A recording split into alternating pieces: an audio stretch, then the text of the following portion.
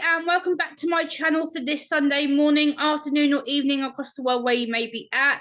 And today I'm going to be talking about this Learning Disability Today article, which says MP calls for mandatory learning disability and autism training for education staff. As an autistic woman, of course, this is important to me and important to the channel and important to you guys that I bring this to you. And we're going to read through it. And I think there's a lot that we should know about this, so we're going to scan down, and here we go. Dame Caroline Dinenage, MP for Gosport and former Care Minister, is calling on the government to introduce mandatory autism and learning disability training for education staff. Dame Dinenage took to Parliament to debate the issue yesterday and highlighted the urgency of training for education professionals on how best to meet the needs of autistic children, children with learning disabilities and special educational needs. The debate comes after 3 petitions which called for mandatory training on neurodiversity for education staff recently reached nearly 90,000 signatures.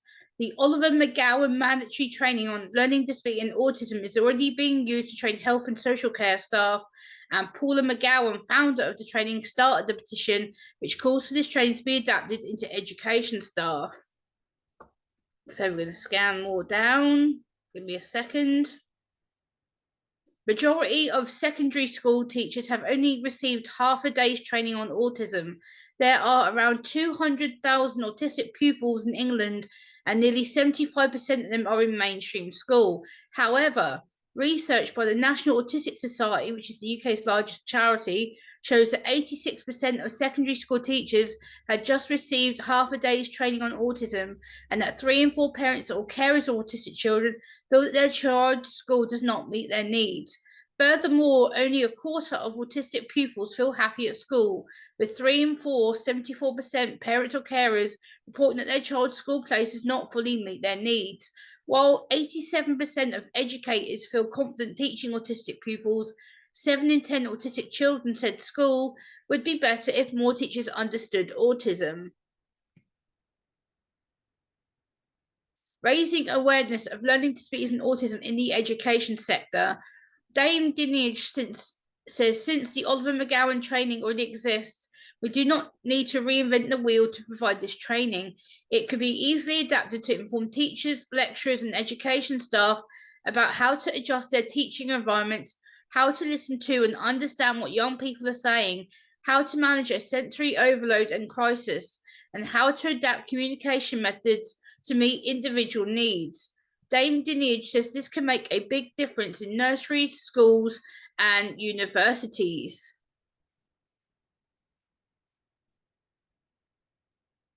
Barbara Keeley, MP, also spoke during the debate. She said, the rolling out of training on learning disabilities and autism is likely to significantly benefit the raising of awareness of learning disabilities and autism in the education sector. Mandatory training on learning disabilities and autism for education staff could help to improve the situation for children and young people, as it is undoubtedly has been doing for health and social care staff since it was rolled out. Oliver McGowan training has had a significant impact in health and social care settings. So we're going to scan down a little bit more now. Dame Dinenage is now encouraging ministers to meet Paula McGowan, the founder of the training, to discuss how this training could now be implemented. Miss McGowan said, I am delighted that Dame Caroline Dinenage has brought my petition forward, asking for an adapted version of the Oliver McGowan mandatory training on learning disability and autism for education staff. We know that Oliver's training for health and social care staff has had a significant impact for both neurodivergent patients and health and social care staff. I am incredibly grateful that ministers will be discussing the importance of Oliver's training in education for both teachers who want to be able to better understand and support autistic children and those who have a learning disability to reach their full potential in an educational setting that is enriching, accepting, and inclusive. I know that Oliver would be delighted to be helping other neurodivergent people like himself to have much better experiences than he ever did. So yeah, basically we're going to scan back up to the beginning and go through what I think is important with regards to this training. I'm just going to scan back down over that picture there.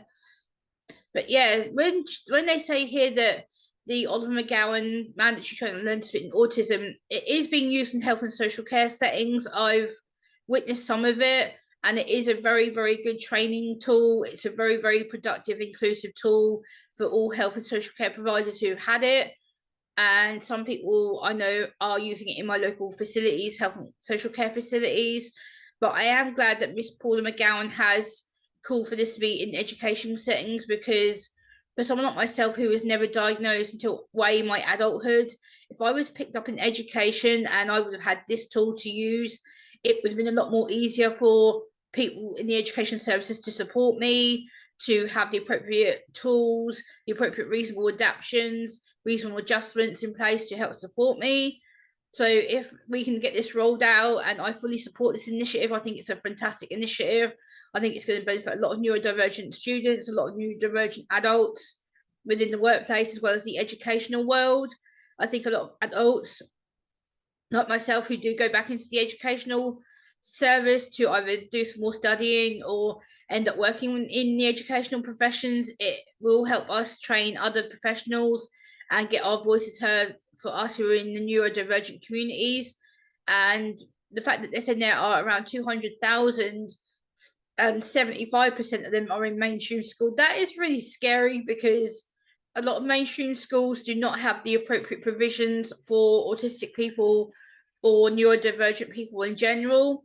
And it says, however, research by the National Autistic Society shows that 86% of secondary school teachers have received only half a day's training. What? Are you kidding me? Half a day? Are you kidding? That is completely what a joke. What the actual hell is going on here?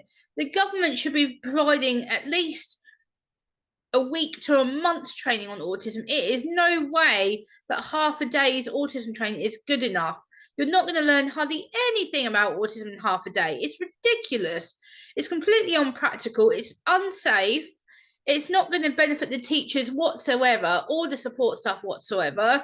It's just really dangerous. We need to be doing a lot more in-depth autism training with regards to teachers in the education system. Furthermore, only a quarter of autistic pupils feel happy at school. Again, this is down to lack of reasonable adjustments. This is down to lack of awareness. This is lack of inclusiveness.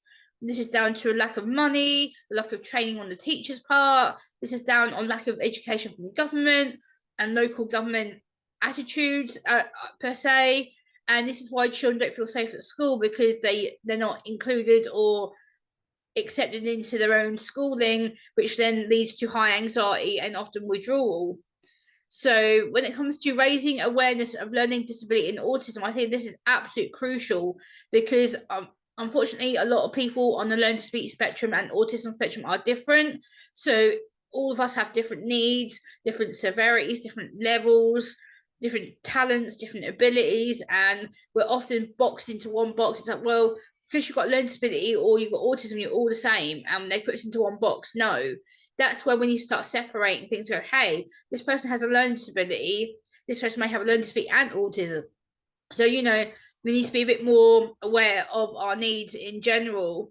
But yeah, mandatory training on learning disabilities and autism for education staff could help to improve the situation for children and young people. So yeah, it could, but at the same time, there's a risk that some young people may not benefit from it because they may not understand why the training needs to be provided to their key workers or their support staff. So it needs to be clearly explained to them and the children and young people's parents why the training is mandatory and why we need to be doing it as well. But I do agree it will have both a significant impact for neurodiverse people and people who work with them. And I would love to meet Paula McGowan and actually have this training provided for myself. As someone who is a advocate, campaigner, speaker for autism, I think it'd be important for me to undertake this training for myself. But I will link this article down below in the video description. Let me know what you think in the comments down below, and I'll see you next time. Bye, guys.